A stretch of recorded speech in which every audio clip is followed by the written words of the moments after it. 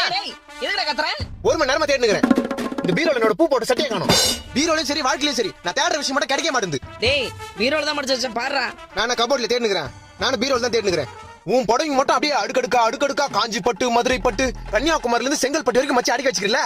என் பூ போட்ட சட்டை மட்டும் எங்க காணோம்? இப்போ உன் சட்டையை தேடி எடுத்துட்டேன்னா நான் பட்டைய போட்டு பயணிக்கு போக சொல்றியா? சட்டை தேடி கொடுமா ஃபர்ஸ்ட். டைம் ஆகுது.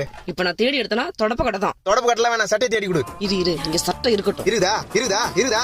டேய் என் புடவைங்கடா. கீழே வந்தாலும் புடவை இங்க தான் இருக்குது. என் பூ போட்ட சட்டை எங்க? என்ன மூஞ்சி கருக்குதே? ஆத்திரமா வந்து தீஞ்சு வாசனை வருது. டேய் கேஸ் மேல பால் வச்சிட்டு வந்துட்டேன்டா. ஓ தீஞ்சு வாசனை அங்க தான் வருதா? ஐயோ மொத்த பாலும் போச்சு. ஏமா என் பூ போட்ட பூ உன்னால என்னாச்சு பாத்தியா? அம்மா பால் தீஞ்சு போச்சு. என் பூ போட்ட சட்டமா? டேய் இங்க பால் தீஞ்சு போச்சுன்ற பூ போட்ட சட்டையா? இந்த கருத்து நீ ஏன் பாத்துட்டு இருக்கற? என் பூ போட்ட சட்டையே இதாம்மா. பூ போட்ட சட்டை இதுதானா?